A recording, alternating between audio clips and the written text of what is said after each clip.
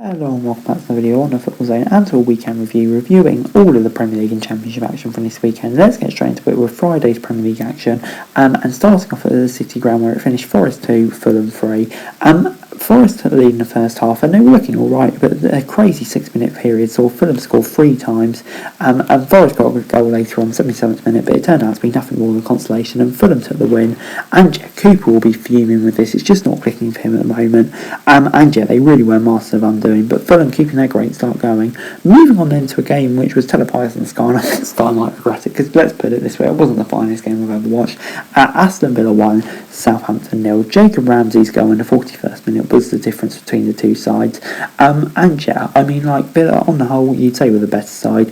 Neither team was great, but Southampton here were especially poor and a concerning performance. 2 losses on the trot for Hasenhutl's men. Not the way they'd like to go into the international break, but you know, still not been a bad start. But Villa started to find some momentum now, you feel.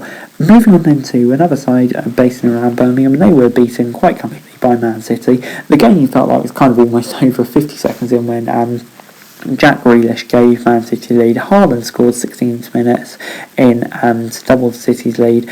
Surprise, Collins was then sent off in the 33rd minute, probably the right decision, before Foden in the 69th minute sealed the deal for Man City. And Man City were just dominant here at the best and a really comfortable win. For Wolves it was always going to be a bit of a free hit, but City, just continuing their dominance. They were great here. Moving on then to Newcastle 1, Bournemouth 1 at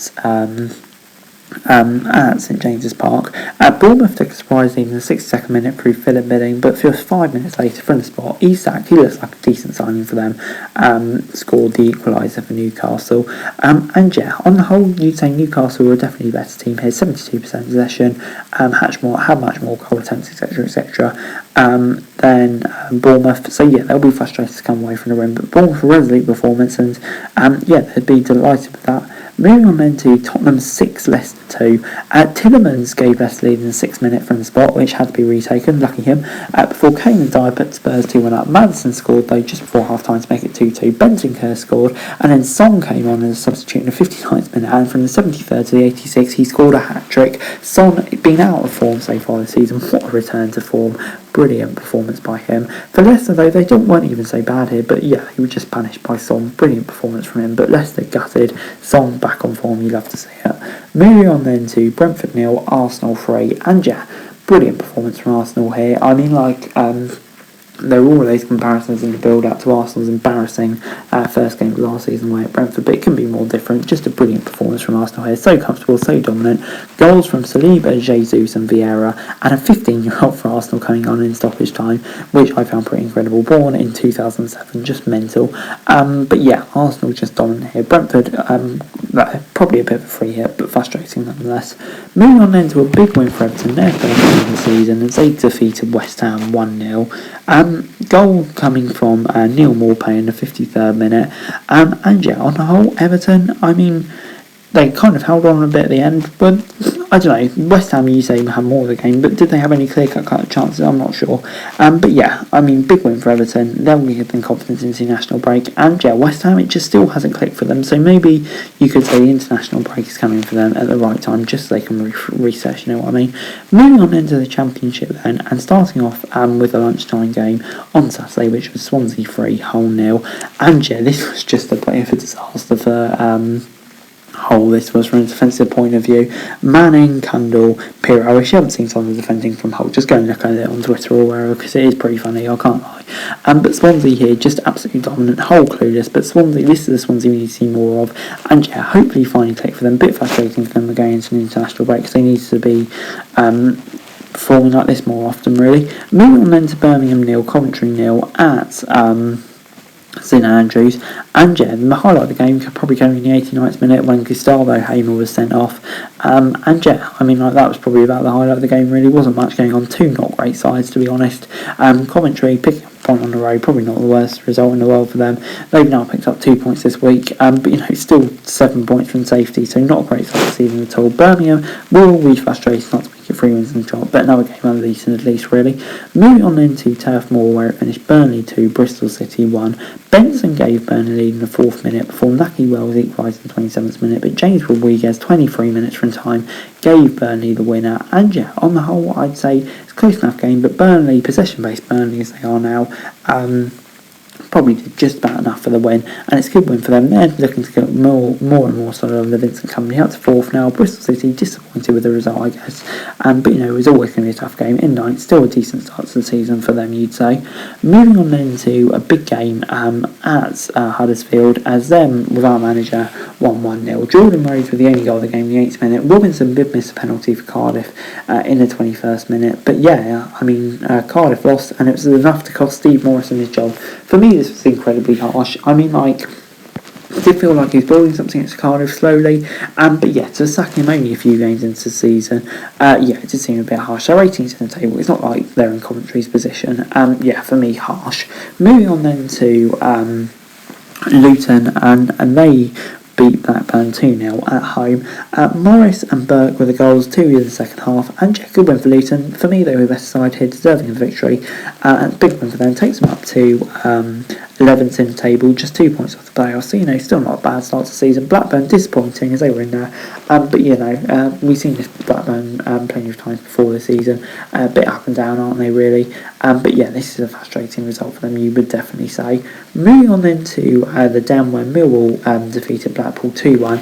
The opening goal of the game in the 14th minute was Grimshaw's own goal, putting Millwall in front, before Charlie Patino, on loan from Arsenal of course, gave Blackpool the equaliser in the 33rd minute, but Benny Kafobe in the second half gave Millwall the winner. And on the whole, I would say Millwall deserving the victory team here, big win for Millwall, up to 13th in the table now, starting to recover after a bit of a bad run of form. Blackpool though kind of had going downhill after a bit of a quick start to the season, down in 19th now, unfortunately for them. Moving on then to Norwich, as they were held 1-1 at home to West Brom. O'Shea gave West Brom the lead in the 90th minute before Sam Byram in the 68th minute pulled them level. And on the whole, there wasn't a lot in this game, to be honest. Steve Bruce will be frustrated his team didn't hold on, but you do feel like a draw away at the league leaders or second place could be kind of the turnaround they need to improve their form a bit. Norwich will be frustrated not to win against an out-of-form West Brom side, but still not there at the end of the world really. Still a decent start to the season. Another team that's having a very good start to the season is Sheffield United, the only team in the league better than Norwich at the moment for me. Goals from Ndiaye and McBurney were enough for Sheffield United here. It wasn't their most dominant display of the season by any means, but still a comfortable victory. What can you say about them? Decent performance. But Norwich, Preston, they're